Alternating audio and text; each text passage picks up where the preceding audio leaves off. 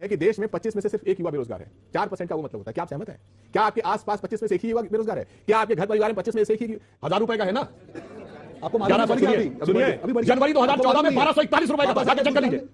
Sir मेरा आपसे ये सवाल है कि आप आज माफी को छोड़िए, राहुल गांधी ने माफी नहीं मांगी, आप आज बताइए महंगाई के ऊपर। अभी मोदी जी हर घर हर गांव में तो एलपीजी गैस प्रोवाइड करवा दिए हैं, लेकिन क्या कोई भी गरीब उसे एफर्ड कर सकता है? इस पर आपका क्या कहना है? आपने महंगाई की बात कही तो अभी जब राहुल गांधी जी का विषय है तो कांग्रेस तमाम लोगों ने कहा इससे पूरा वर्ल्ड इंटीग्रेट हो चुका है, सारा ट्रेड एंड कॉमर्स से एक है, तो कौन सी फर्क पड़ गया अगर विदेश में जाके कुछ बोल दिया? तो मैं पूछना चाहता हूं, हाँ उसी पे आ रहा हूं, मैं इसी बिंदु पे आ रहा हूं। ये बताइए इस समय कोई एक देश बताइए जहां महंगाई की दर भारत से अधिक हो, बताइए। आप लोग सब युवा छात्र हैं, G7 G20 में खोजिए, और विकास की दर भारत से कम हो। वर्ल्ड की ग्रोथ रेट है 2.9%, भारत की है 6%। इस समय इस पूरे दौर में भारत सबसे बेहतर स्थिति में है महंगाई के दौर में। और इन्होंने अभी बोला था, मैं बेरोजगारी पर भी बोलता हूं, पीरियोडिक लेवल सर्वे का डाटा, मैं डाटा के साथ बोल रहा हूं, ऐसे हवा में नहीं जैसे लोग कभी कह देते हैं। उसका अभी का जो लेटेस्ट सर्वे है उसने कहा अब वो 4.1% पे आ गई है बेरोजगारी की दर, जो 2018 के बाद सबसे कम है। यानी अब कोविड के दौर के बाद अब हम निकलना शुरू हो गए हैं, नॉर्मल होने की स्थिति की तरफ आ गए। छोटा सा जवाब। हाँ। देखिए यहाँ पे करीब 200 लोग हैं, मैंने कहा, ये कहते हैं 4%। सरकार का बयान है कि बेरोजगारी केवल 4% है। क्या आप सरकार का नहीं भाई, पीरियोडिक लेवल सर्वे, आप पढ़े लिखे हैं सर, ऐसे मत बोलिए। आपके सर्वे के हिसाब से हमारा सर्वे नहीं भाई, पीरियोडिक लेवल सर्वे, फिर यही प्रॉब्लम। मैं ये कहना चाहता हूं, क्या आप, इनके कहने का मतलब ये है कि देश में 25 में से सिर्फ एक युवा बेरोजगार है। 4% का वो मतलब होता है। क्या आप सहमत हैं? क्या आपके आसपास 25 में से एक ही युवा बेरोजगार है? क्या आपके घर परिवार में 25 में से एक ही? जो सरकार आंकड़े की ऐसी कलाबाजी करे, जब आप अपने घर के सिलेंडर की बात पूछें तो कहे कि G20 में देखिए किसी के घर में कितनी महंगाई है। क्या आपने G20 को वोट दिया था? आपने मोदी जी को वोट दिया था जब स्मृति ईरानी जी ने सिलेंडर पे लिया था और मोदी जी ने कहा था बहुत हुई पेट्रोल डीजल की मार, बहुत हुई सिलेंडर की मार। ये धोखा आप लोगों से किया जा रहा है और इसका जवाब संसद में मिलना चाहिए, इसलिए संसद अब इसमें फैक्ट रख दो। सुनिए, आज भी एलपीजी का सिलेंडर कितना है? 1000 रुपए का है ना?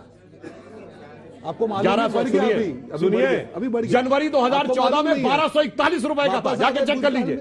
1241 रुपए का था। यहाँ पे सुनिए, बात सुनिए, 1200 का सिलेंडर खरीदा जनवरी 14 में। हाँ सुनिए, मैं बता रहा हूँ, 1241 रुपए का सिलेंडर था। ये छात्र है, मुझे नहीं लगता इनको पता भी होगा छात्र की 2014 2014 में किस कीमत में खरीदा था। अगर आप 10 साल पहले ले जाए स्कूल में, बेहतर है हमारी स्थिति। जल्दी मेरा सवाल सुधांशु त्रिवेदी जी से है। अगर हम ये मान भी लें कि बेरोजगारी एक समस्या नहीं है, लोगों के अंदर कुछ स्किल्स की कमी है जिसकी वजह से उन्हें जॉब्स नहीं मिल रहे हैं, लेकिन when we talk about the jobs, basically when we talk about the government jobs, तो वहां पे हम देख रहे हैं कि the employees are getting very hefty salaries, but when we talk about the Hindi में पूछे। हाँ, जो प्राइवेट सेक्टर के एम्प्लॉयज हैं, their salaries are very low, and when we talk about taxes जो हम सरकार को पे करते हैं, so they are very very high. So why क्यों डिफरेंस है प्राइवेट सेक्टर के जो एम्प्लॉयज हैं और सरकारी? आपकी बात से समझ नहीं पा रहे हैं। जानकारी तो यह है कि प्राइवेट में ज्यादा सैलरी मिलती है गवर्नमेंट से, आपने कहा कि गवर्नमेंट में ज्यादा सैलरी मिलती है। छोटे it's relatively depends upon the job. Sir Sudhanshu sir, मेरा सवाल आपसे है, आपने अभी बोला कि ये सिर्फ इस सत्र का बात नहीं है, हर सत्र में ऐसे कुछ ना कुछ होते रहते हैं, कभी बुक फेंके जा रहे हैं, कभी माइक उखाड़े जा रहे हैं। पर सर मेरा एक सिंपल सवाल है, ये लोग अगर भटका भी रहे हैं टॉपिक से, सर आप भटक क्यों रहे हो? ठीक है, मेरा उसका जल्दी मेरा सवाल ये है कि अगर आपने कहा कि G20 में हम आ चुके हैं, हम उसके चेयरमैन बन चुके हैं, पर उसका क्या फायदा कि अगर जनता ही खुश नहीं है उस डेवलपमेंट से, तो उसका क्या मकसद है? और सर हर बार बीजेपी की नेगेटिव की देखते हो, पॉजिटिव भी तो है। जहाँ 370 हटाई है, राम मंदिर निर्माण जब से कांग्रेस कहाँ थी, जिस टाइम 370 स्टार्ट हुआ था और अब आगे खत्म हुआ है। कांग्रेस की 70 मतलब इतने टाइम तक था, वो बीच में कांग्रेस कहाँ थी? ये सर मेरा क्वेश्चन ये है, जैसे राहुल गांधी ने स्टेट किया कि इंडियन डेमोक्रेसी डिस्टर्ब हो रही है और फॉरेन कंट्रीज का इंटरफेरेंस मांगा है, क्या ये इंटरफेरेंस सच में जरूरी है? क्या हम अपने देश को अकेले नहीं संभाल सकते हैं? ठीक। मेरा बीजेपी से सवाल है, जितनी भी जनता यहाँ पे बैठी है, आज तक आपने जितनी भी स्कीम्स निकाली हैं, उस स्कीम्स का कौन से गरीब और कौन से मिडिल क्लास को फायदा हुआ है आज तक? ठीक है, छोटा सा। सर मेरा सवाल आपसे ये है कि कह रहे हैं कि महंगाई, बेरोजगारी और अडानी के मुद्दे से भटकाने के लिए आप सीबीआई ईडी कर रहे हैं। ठीक है, जवाब दीजिए। ना जो सारे मौसम बदल रहा है। हाँ नहीं, मौसम बदल रहा है। बिल्कुल उस बात का जवाब देते हैं। समझिए, देखिए समस्या मौसम ये है ना, बदल रहा है, आप अहंकार लोगों ने छोड़िए। कहा, तभी तो मैंने पूछा 2014 से पहले बताइए सीबीआई ईडी सबके इनके पीछे थी कि नहीं? मौसम पहले बदल भी रहा थी है, भाई, सुधर जाइए, सुधर जाइए। पहले भी थी। इनके खिलाफ केस कब दर्ज हुआ है? 2013 अक्टूबर में नेशनल हेराल्ड। हमारी सरकार थी क्या? सरकार ने दर्ज किया था क्या? ये बड़े दिल्ली हाई कोर्ट से दर्ज किया था। ये तो बड़े निष्पक्ष हैं कि अपने खिलाफ भी नहीं दर्ज करा सर, दो। आप बुजुर्ग हैं, आपको भी नहीं ध्यान है sir. High court, Delhi high court हाँ, से हुआ उसने था। किया था। सरकार की नहीं, सरकार की चलती तो होता ही नहीं।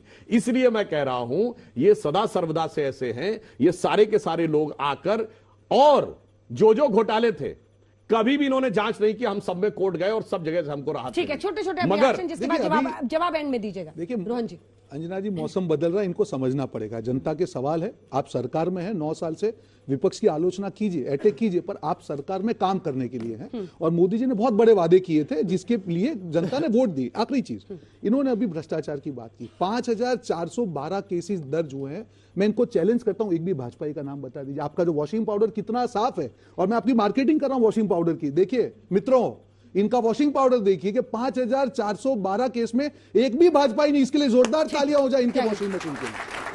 अरे भाई, अब आप कहते हैं जेल में कोई भला आदमी नहीं है, तो उसके लिए हम क्या करें भाई? विश्वास शर्मा साफ भाई, जेल में कोई भला आदमी नहीं होता है। साफ हो गए, कोर्ट कचहरी में, थाने में कोई भला आदमी नहीं जाना चाहता है, तो कहते बताइए कचहरी में कोई भला आदमी नहीं दिख रहा है, थाने में कोई भला आदमी नहीं दिख रहा है। क्या बेकार का तर्क है? त्यागी जी, कांग्रेस पार्टी के शासनकाल में भी ईडी, सीबीआई, इनकम टैक्स काम करती थी, और उस समय हम खरा बोल के मानेंगे आप?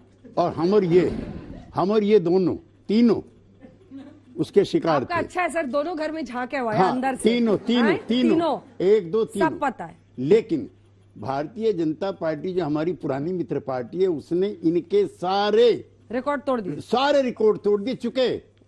चूंकि कोई दल बचा नहीं है छोड़ के हमारे दल को, जिसके नेता पे डिस्प्रोपोर्शनेट मुकदमे ना दर्ज हो। बीजू जनता दल पे भी नहीं है सर। हैं सारे देखिए, लोगों जिसपे नहीं है तो नहीं है। देखिए, इस बार की संसद में जो 17वीं लोकसभा है, 100 से अधिक सांसद भारतीय जनता पार्टी के ऐसे हैं जिनके अपने एफिडेविट के हिसाब से उनके ऊपर आपराधिक मामले। क्या इन लोगों ने भजन कीर्तन किया था इसलिए आपराधिक मुकदमे हैं? क्या अभी भजन कीर्तन कर रहे हैं? चाहे वो जो गृह राज्य मंत्री हैं, उनके ऊपर किस तरह का ऐसे बड़े बड़े मंत्री बचकाना तर्क है। सुनिए, मर्डर का चार्ज, अटेम्प्ट टू मर्डर का चार्ज और राइटिंग के चार्ज लगे हुए हैं। तो सरकार को, अगर सरकार निष्पक्ष नहीं है, लेकिन पूरा बात कहूंगा, जवाब दे दूं, संसद चलनी चाहिए। ये सब बातें संसद में होनी चाहिए। संसद ठप है, यानी कि देश के लोकतंत्र को ठप करने की साजिश है। देखिए, ये जो आपराधिक मुकदमे की बात इतने भोलेपन से कह रहे हैं, बिल्कुल मैं कह रहा हूं, हाँ हमारे नेताओं पे है, एक भी नहीं। डॉक्टर जोशी और अडवाणी जी पे भी आपराधिक मुकदमा है, और अतीक अहमद पे भी आपराधिक मुकदमा है। दोनों बराबर हैं। अरे बेदर्दी मेरे बालम शबनम है, कभी शोले अंदर से बड़े जालिम बाहर